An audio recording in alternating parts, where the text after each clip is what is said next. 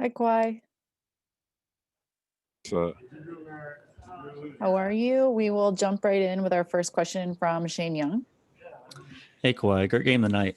I'm wondering.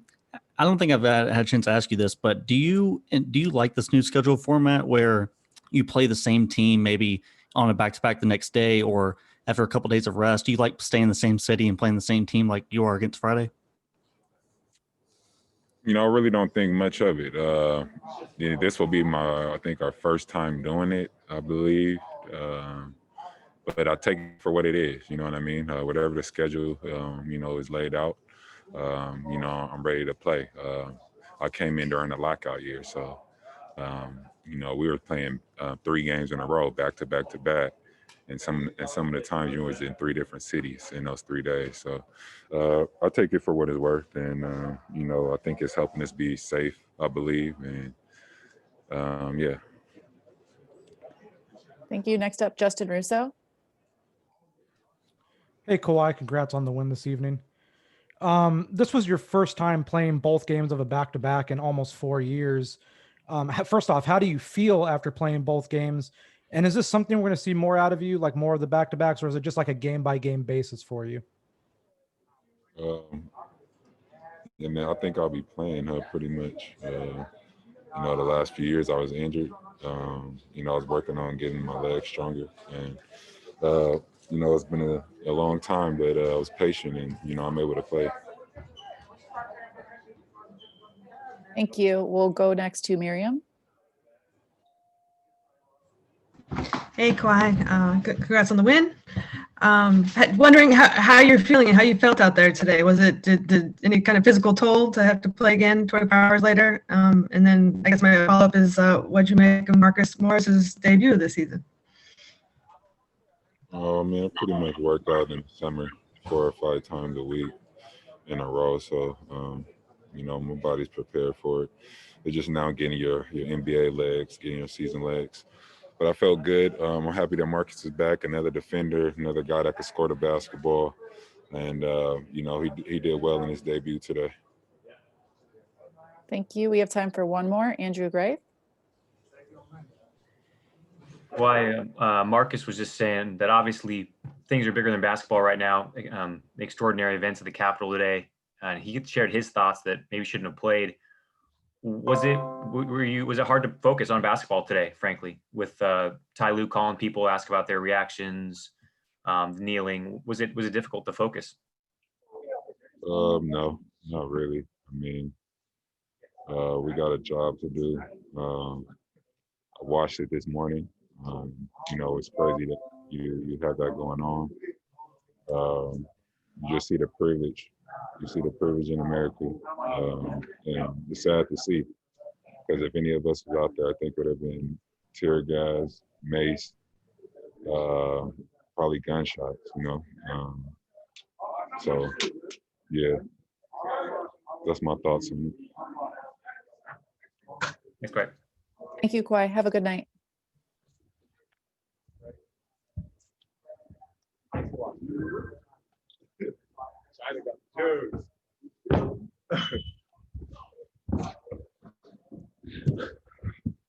Hey, PG. Hey, how you doing? Good. We will jump right in with a question from Farbad.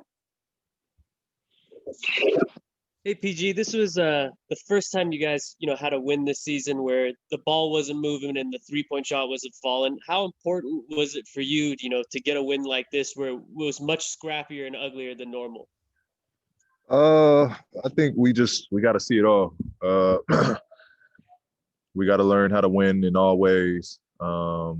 It's more so just about us and how we figure out and overcome different challenges. Thank you. Next up, Tomer. Hey, Paul. Congrats on the win. I'm just curious, going through, I guess, starting the day, how tough was it to maybe focus on the game and your thoughts on what you saw happen throughout the day, the morning, the afternoon in DC? It was more so just following through updates and then reading up on it. but I mean, it comes to no surprise. You know, it's two different worlds we live in, and that was clear as day. The respect for colored people there is none, and you know, it's just the times we live in. It's very unfortunate. We just see people's colors. You know, it just goes to show why voting is so important.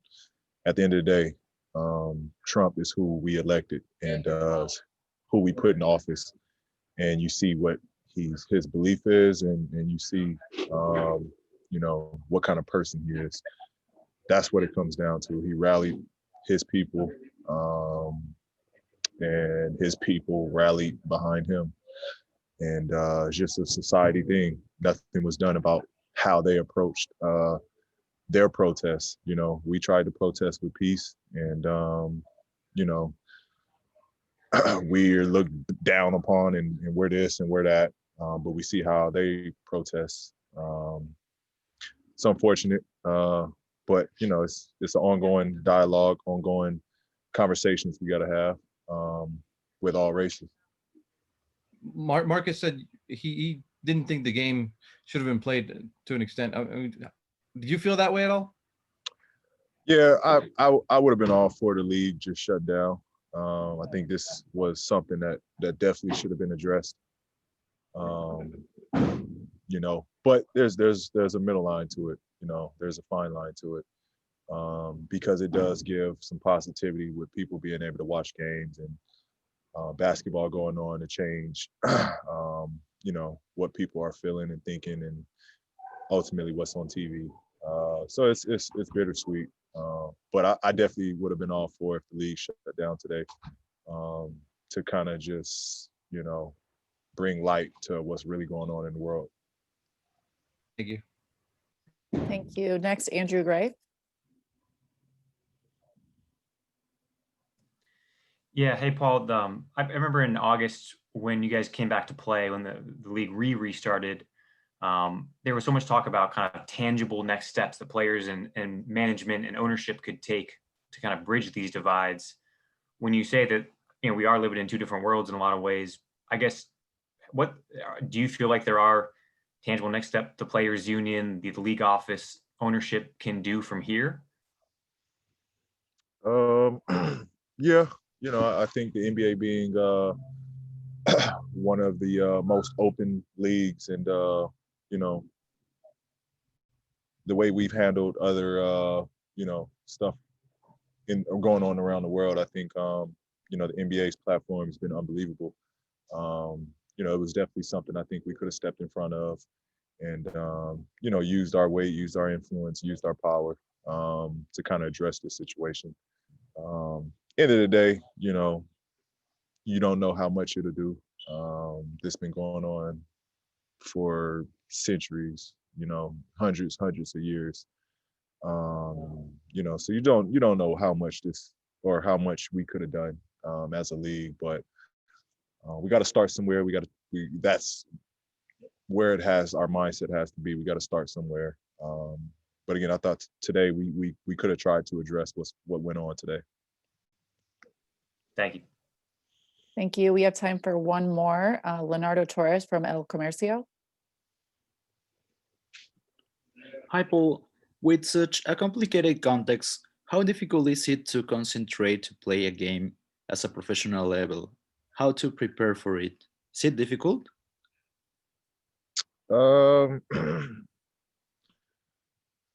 It's I mean, you gotta be able to just lock in when you need to. You know, obviously it's you know, different emotions, and you're thinking about other stuff. But the second you step into the arena, you know, that has to transform, and you have to kind of let all that go and kind of just focus on what the agenda is. That's how I stepped into it tonight.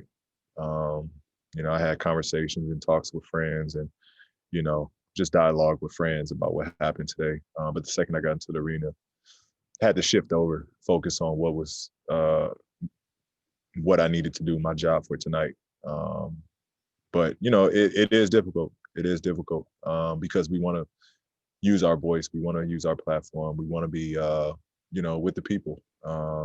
You know, so it is difficult, but you know, jobs got to be done, and you know, we got to be able to be prepared and be ready.